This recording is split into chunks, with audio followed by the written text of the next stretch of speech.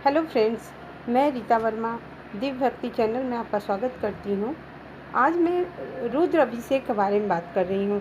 रुद्र अभिषेक जब आप कराते हैं तो शिववास का ही बहुत ज़्यादा ध्यान देना पड़ता है कि शिववास में तो शिव जी बहुत दिन रहते हैं, लेकिन उसमें भी कुछ दिन वो अलग अलग जगहों पे रहते हैं। उस जगहों पे जब रहें तो शिववास नहीं कराना चाहिए, ये अभिषेक नहीं कराना चाहिए। तो जब जब शिव जी गौरी के साथ होते हैं तभी रुद्राभिषेक कराना चाहिए। तो रुद्राभिषेक क्यों कराते हैं? अगर हमें कोई मन्नत है या कोई बहुत बीमार है, अगर हम बहुत महंगा जिसे महामृत्युंजय बोल दिए जाप कराने को, उसमें बहुत महंगा है, उसमें खर्च ज़्यादा है तो हम नहीं करा पाते। तो अगर हम रुद्र अभिषेक भी कराते हैं, अगर हम शिव जी की पूरी तन मन से आराधना करते हैं तो उससे भी हमें वही फ़ायदा मिलेगा। तो रुद्र अभिषेक 4 जुलाई से ये सावन पूर्णिमा शुरू है, सावन शुरू है। तो 4 जुलाई से सावन शुरू है, तो इस बीच कब कब रुद्र अभिषेक कराने का तिथि है, तो किस पक्ष में कब कब तिथि है। एक तो हम पहले कुछ इम्पोर्टेंट बात करें कि कब रुद्र अभिषेक नहीं कराना चाहिए। कौन कौन से शिववास या तिथि में रुद्र अभिषेक कराना अनिष्ट होता है। जैसे कृष्ण पक्ष की सप्तमी और चतुर्थी को भगवान शिव शमशान में समाधि में रहते हैं, इस दिन रुद्र अभिषेक नहीं कराना चाहिए। शुक्ल पक्ष को प्रतिपदा, अष्टमी और पूर्णिमा को भी शिव जी शमशान में समाधि में रहते हैं, इस दिन भी अनिष्टकारी है, नहीं कराना चाहिए। कृष्ण पक्ष की द्वितीया और नवमी को देवताओं की समस्या निवारण के लिए निकले हुए रहते हैं, इस दिन भी नहीं कराना चाहिए। शुक्ल पक्ष की तृतीया और दशमी को भी महादेव देवताओं की समस्या निवारण में रहते हैं, शुक्ल पक्ष की निवारण में रहते हैं, तो इस दिन भी नहीं कराना चाहिए। अब फिर हम कृष्ण पक्ष में आते हैं। कृष्ण पक्ष की तृतीया और दशमी को नटराज क्रीड़ा में व्यस्त रहते हैं, इस दिन भी हमें अभिषेक नहीं कराना चाहिए। और शुक्ल पक्ष की चतुर्थी और एकादशी भी नटराज क्रीड़ा में व्यस्त रहते हैं, इस दिन भी हमें अभिषेक नहीं कराना चाहिए। कृष्ण पक्ष की षष्ठी और त्रयोदशी को रुद्र भोजन में रहते हैं, रुद्र भोजन में रहते हैं, इस दिन भी अभिषेक कराना उतना मान्य नहीं है। और शुक्ल पक्ष की सप्तमी और चतुर्दशी को भी रुद्र भोजन में व्यस्त रहते हैं। मनोकामना पूर्ति करने के लिए इन तिथियों में अभिषेक कभी नहीं किया जाता है। अगर आपको कोई मनोकामना है तो इस तिथि में नहीं करें। और शिव निवास में जब आप करते हैं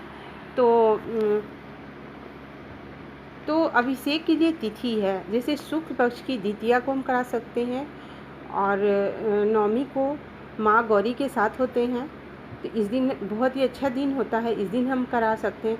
शुक्ल पक्ष की पंचमी और द्वादशी को शिव जी कैलाश पर होते हैं, इस दिन भी हम करा सकते हैं। शुक्ल पक्ष की षष्ठी और त्रयोदशी को शिव जी भ्रमण पर रहते हैं, इन तिथियों पर रुद्र अभिषेक कर सकते हैं।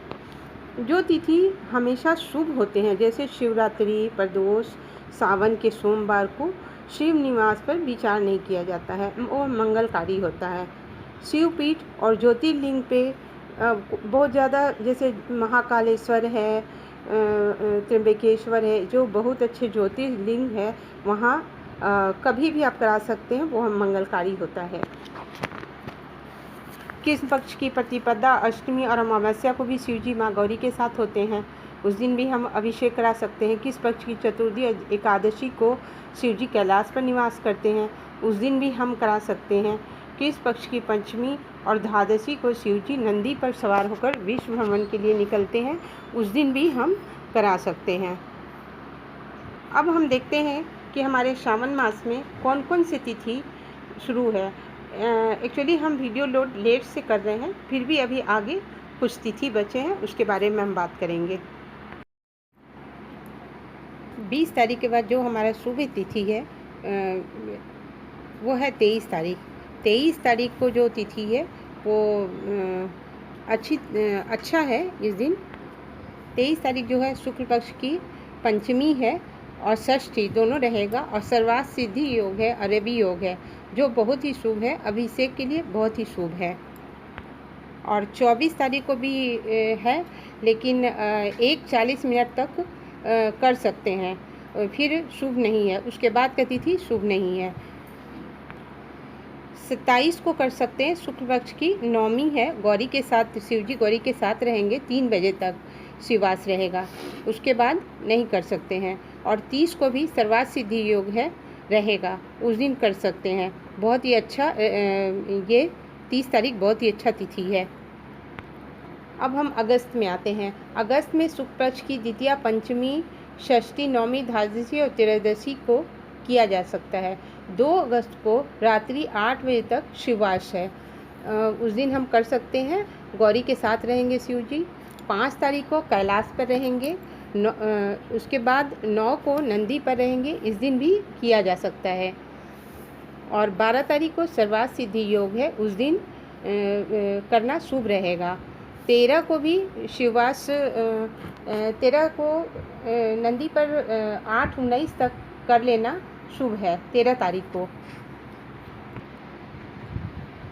15 तारीख को शिववास 1 बजे के बाद है, 1 बजे के पूर्व वो शमशान में रहेंगे, वो शुभ नहीं है। और 1 बजे के बाद शुभ मुहूर्त है, तो आप कर सकते हैं। 16 को 2 बजे तक, 3 बजे तक ही रुद्राभिषेक कर सकते हैं, उसके बाद शिववास शमशान में है, नहीं कर सकते, अच्छा नहीं है। 18 अगस्त को शिववास गौरी के साथ है, फिर सभा में रुद्राभिषेक कर सकते हैं, उत्तम है।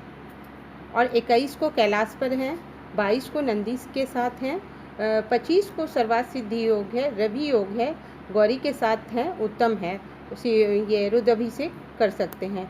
28 तारीख को कैलाश पर हैं, उसके बाद नंदी पर, यह सोमवार भी है, द्वादशी और सर्वार्थ सिद्धि योग है, इसमें आप रुद्राभिषेक कर सकते हैं, अति उत्तम है।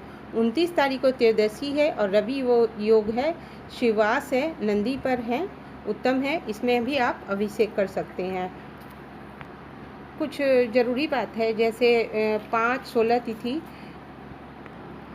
कुछ 15 और 16 जो तिथि है, उस दिन शमशान में है, उस दिन शिववास शमशान में होता है, तो ये अनिष्टकारी होता है। कोशिश कीजिए ये सब तिथि को कभी अभिषेक नहीं करें, ठीक नहीं होता है, उत्तम नहीं होता है। और कुछ लास्ट में इम्पॉर्टेंट बात है, जो अति उत्तम जो तिथि है 6 जुलाई जो अभी बीत गया, उस दिन बहुत ही अच्छा था, ये 6 जुलाई को अभिषेक कराने का। और अभी आने वाला 23 तारीख भी बहुत ही उत्तम है अभिषेक के लिए, और 30 तारीख उत्तम है जुलाई में, और अगस्त में 28 तारीख और 29 तारीख रुद्राभिषेक के लिए अति उत्तम है। थैंक यू दोस्तों, अगर ये अच्छा लगे तो मेरे चैनल को लाइक सब्सक्राइब कीजिए।